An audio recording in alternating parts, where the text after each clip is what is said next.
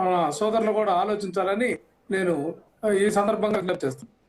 Right, one by one మాట్లాడదాం. మనతోటి మస్తానరావు గారు, సీనియర్ రాజకీయ విశ్లేషకులు, సీనియర్ జర్నలిస్ట్. మస్తానరావు గారు, గుడ్ ఈవినింగ్ అండి. Good evening sir. Good evening. So మీరేం చెప్తారు జోగి రమేష్ గారి ఎపిసోడ్ మీద? ఎందుకంటే ఇప్పటివరకు మనం దాదాపు 10 రోజుల నుంచి జరుగుతూ ఉంది ఇన్సిడెంట్. ఏ రోజు కూడా మనం చర్చ పెట్టలేదు, ఆ అంశం కూడా మాట్లాడలేదు. బట్ కోర్టు దాకా వెళ్ళింది. కోర్టు దగ్గరికి ఈయన వెళ్ళారు, ముందస్తు బెయిల్ పిటిషన్ అప్లై చేశారు, ముందస్తు బెయిల్ వచ్చింది. అంటే ఇంకా పబ్లిక్ డొమైన్లోకి వచ్చింది అంశం. సరే, నిన్న మొన్నటి వరకు ఆయన అల్లరి చేసేవాళ్ళు అల్లరి చేశారు, సో బ్లాక్మెయిల్ చేసేవాళ్ళు బ్లాక్మెయిల్ చేశారు, రకరకాలు చేశారు అనుకుంటే అది వేరే విషయం.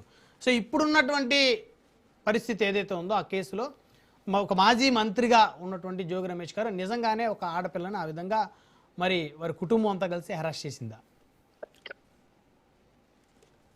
గుడ్ ఈవినింగ్ అండి రాజ్ న్యూస్ ప్రేక్షకులకు, అదేవిధంగా ప్యానెల్లో ఉన్న పెద్దలకు.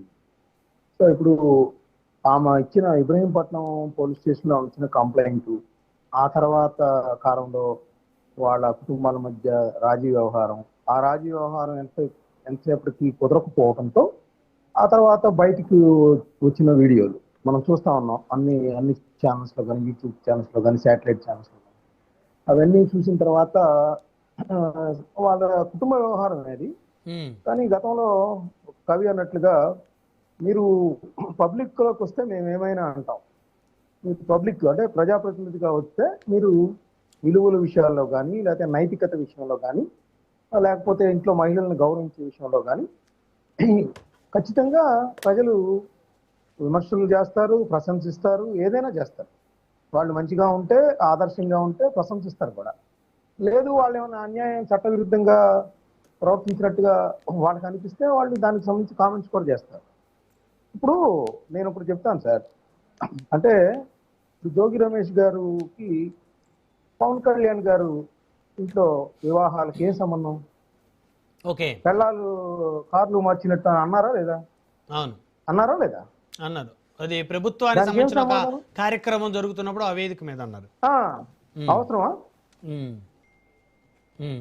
అంటే ఏంటి అంటే అక్కడ ఏం ప్రశ్నించారు? పవన్ కళ్యాణ్ అనే వ్యక్తి 3 పెళ్లిళ్ళు చేసుకున్నాడు అనేది. ఆయన ఏమంటారు? అయ్యా బాబు మాకు కుదరలేదు, చట్ట ప్రకారమే నేను విడాకులు ఇచ్చేసుకున్నానని ఆయన కూడా వివరణ ఇచ్చాడు. అయినా పదే పదే అంటా ఉన్నారంటే ఏంటి అర్థం? మరి ఇప్పుడు అంటారా? ఒక పక్కన అమ్మాయి తెలంగాణకు సంబంధించి ఆమె ఏం చెప్తోంది? అన్ని వీడియోలు చూస్తే 2 రాష్ట్రాలకు సంబంధించిన అంశం, అందరిని పెళ్లి చేశారు, నాకేం ఒక మతం అని చెప్పారు, ఇంకో మతం అన్నారు.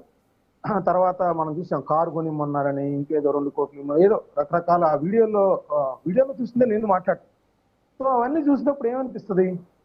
ఒక మాజీ మంత్రిగా, శాసనసభ్యులుగా, ప్రజాప్రతినిధిగా ఉన్నప్పుడు దీనికి వైఎస్ఆర్సీపీకి ఏం సంబంధం లేదు నా దృష్టిలో.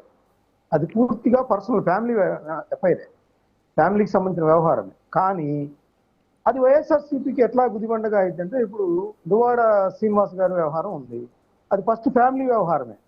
తర్వాత మరి ఆయన ఎందుకు సస్పెండ్ చేశారు? పార్టీకి చెడ్డ పేరు వచ్చేస్తుంది కదా. దువ్వాడ శ్రీనివాస్ గారి వ్యవహారం ఒక సంవత్సరాల తరబడి, దాదాపు సంవత్సరం తర్వాత సస్పెండ్ చేశారు. అవును. ఇప్పుడు అరవ సత్యం గారు అరవ శ్రీధర్ గారు ఎందుకు ఆయన్ని పార్టీ విప్ నుంచి తొలగించారు చెప్పండి, రాజీనామా చేశారు? అంటే ఖచ్చితంగా ప్రజాప్రతినిధులు పబ్లిక్ లైఫ్ లో ఉన్నప్పుడు వాళ్ళ యొక్క నైతికత, లేకపోతే వాళ్ళ యొక్క ఏదైతే నిజాయితీ కానీ, ఇట్లాంటి అంశాలన్నీ పరిగణలోకి వస్తాయి ఖచ్చితంగా. అలా చూడాల్సిన బాధ్యత వాళ్ళ మీద ఉంది. సో రాజకీయంగా కేసులు పెడతారు అవన్నీ వేరు. ఇంట్లో కూడా ఇలా మాజీ మంత్రిగా ఉన్న వ్యక్తులు ఈ విధంగా చేయటం ఏంటనే ప్రజలు అనుకుంటారు. సో ఇప్పుడు వాళ్ళకి ముందస్తు బెయిల్ ఇచ్చారు. నిజానికి ఇక్కడ ఒక రకంగా అంటే నేను ప్రశంసించడం కాదు, కానీ ఈ విషయంలో ఆ అమ్మాయి ఏదో కంప్లైంట్ ఇచ్చింది కదా, దొరికాడు జోగి రమేష్ గారు అని చెప్పేసి ప్రభుత్వం అత్యుత్సాహంతో ఎక్కడ అరెస్ట్ చేయలేదు. గమనించారు మీరు? మామూలుగా ఇంకోళ్ళు అయితే దాన్ని కూడా సాఫ్ గా తీసుకొని అరెస్ట్ చేస్తారు అందరినీ. అంటే ఇప్పుడు జగన్ గారు అయితే సీఎం గా ఉండి అరెస్ట్ చేయించేవాడు అంటారా? అంటే ఆపోజిట్ పార్టీ వాళ్ళనైతే అంటే నేను అలా అంటలేదు. నా ఉద్దేశం ఏంటంటే ప్రభుత్వం కక్ష సాధింపుతో వ్యవహరించలేదనేది ఇక్కడ మనకు అర్థమవుతుంది. ఎందుకంటే ఇట్లాంటి సందర్భాల్లో ఏం చేస్తారంటే దొరికారు కదా అని చెప్పేసి అరెస్ట్ చేసేసి ఆమె వచ్చింది కంప్లైంట్, మేము అరెస్ట్ చేసామంటారు జనరల్ గా. సో ముందస్తు బెయిల్ పెట్టుకుంటానికి కోర్టు ఈ రోజు ముందస్తు బెయిల్ వచ్చేదాకా కూడా ఎక్కడ అరెస్టులు ఎక్కడ కనపడలేదు మనకి. వీడియోలన్నీ వచ్చినా కూడా సాక్ష్యంగా. సో కాకపోతే ఇప్పుడు ఆ ఏదైతే బెయిల్ ఇచ్చేటప్పుడు న్యాయమూర్తి గారు ఏమన్నారు, బాధితురాలు మేఘనను బెదిరించటం కానీ ప్రభావితం చేయటం కానీ ఆమెను ప్రలోభ పెట్టే ప్రయత్నాలు కూడా చేయకూడదని కోర్టు ఆదేశించింది. పోలీసులు ఏదైతే విచారిస్తారో మిమ్మల్ని పిలిచి వాటన్నిటికీ కూడా సహకరించాలి అని చెప్పేసి కూడా చెప్పి ఆ తర్వాత ముందస్తు బెయిల్ ఇచ్చింది.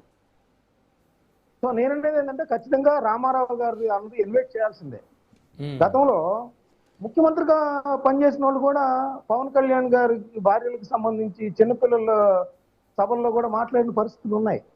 అది మంచిది కాదు. నిజానికి ఎవరు ఏ పార్టీ వాళ్ళు, తెలుగుదేశం వాళ్ళు మాట్లాడినా, జనసేన వాళ్ళు మాట్లాడినా, వైఎస్ఆర్సీపీ వాళ్ళు మాట్లాడినా, బీజేపీ వాళ్ళు మాట్లాడినా అది సరైన విధానం కాదు. గతంలో మనం చూస్తే నరేంద్ర మోడీ గారి తల్లి గారిని తెలుగుదేశం పార్టీకి సంబంధించిన వాళ్ళు విమర్శించారు కదా, తప్పు కదా అది. అవును అవును. మరి అవన్నీ కూడా వస్తాయి. సో మహిళలు ఇంట్లో ఆడవాళ్ళని వాళ్ళు జోగి రమేష్ ఏమైనా తప్పు చేస్తే ఆయన విమర్శించండి, లేదంటే పవన్ కళ్యాణ్ తప్పు చేస్తే ఆయన రాజకీయంగా విమర్శించండి, లేదా జగన్ గారిని అయితే జగన్ గారిని విమర్శించండి. అంతేగాని మహిళల జోలికి పోకూడదు. కానీ వాళ్ళ మహిళలు కూడా వేధించకుండా చూసుకోవాల్సిన బాధ్యత ఈ రాజకీయ నాయకులు, ప్రజాప్రతినిధుల మీద ఉంది. దానిలో ఎటువంటి సందేహం లేదు. విజయశేఖర రెడ్డి గారు, మీ కూటమి రాజ్యసభ సభ్యుడు లింగంనేని రమేష్ గారి కుమారుడు వ్యవహారం